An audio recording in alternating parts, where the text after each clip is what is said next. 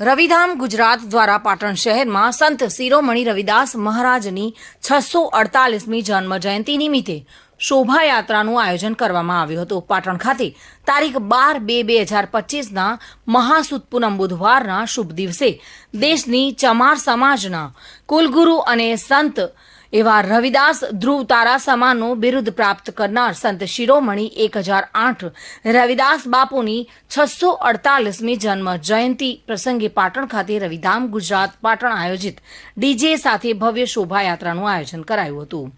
જોકે 8:30 કલાકે doctor Baba Saheb આંબેડકરનું statue Bagwada દરવાજા, સુભાષ ચોક, જલારામ મંદિર રોડ, ટેલિફોનિક એક્સચેન્જ રોડ, હર્ષ પ્લાઝા કોમ્પ્લેક્સથી લીલીવાડી ચોક ખાતે સ્થાપિત સંત રવિદાસ બાપુની પ્રતિમાએ પહોંચીને રવિધામ સંસ્થાના પ્રમુખ અને હોદ્દેદારો તેમજ કમિટીના સભ્યો તથા પાટણ આજુબાજુમાંથી રવિદાસ બાપુની જન્મજયંતિની શોભાયાત્રામાં પધારેલા રવિદાસ ભક્તોએ બાપુની પ્રતિમાને ફૂલહાર પહેરાવી રોહિદાસ મહારાજ કી જય ઘોષ સાથે ધજા ચડાવવામાં આવી હતી. ત્યારબાદ લીલીવાડી 4 રસ્તા રવિદાસ મહારાજની પ્રતિમાના ચોકમાં રાસ ગરબાનું અને મહાપ્રસાદનું આયોજન કરાયું હતું. પાટણ શહેરમાં યોજાયેલી શોભાયાત્રા દરમિયાન રસ્તામાં છાસ તેમજ ચા પાણી નાસ્તાનું દાતાઓ દ્વારા આયોજન કરાયું હતું. જોકે વધુમાં રોહિત સમાજના દાતાઓ દ્વારા મહાપ્રસાદ, ધ્વજારોહણ, ચા નાસ્તાના દાતા, બગીના દાતા તેમજ પ્રતિમા ફૂલહાર શણગારના દાતા અને ડીજેના દાતા, પ્રતિમા લાઇટિંગ શણગારના દાતાઓ, ઊંટ લારીના દાતા સુંદર સહકાર આપવામાં આવ્યો હતો. જોકે રવિદાસ બાપુની જન્મજયંતિ પ્રસંગે રવિધામ ગુજરાતના પ્રમુખ વિનુભાઈ સોલંકીના જણાવ્યા મુજબ સંસ્થા દ્વારા શિક્ષણ માટેનું રવિધામની સંકુલ તૈયાર કરવામાં આવી રહ્યું છે અને વધુમાં સાંજે ખ્યાતનામ કલાકારો દ્વારા ભજન સંધ્યાનું આયોજન કરાયું છે.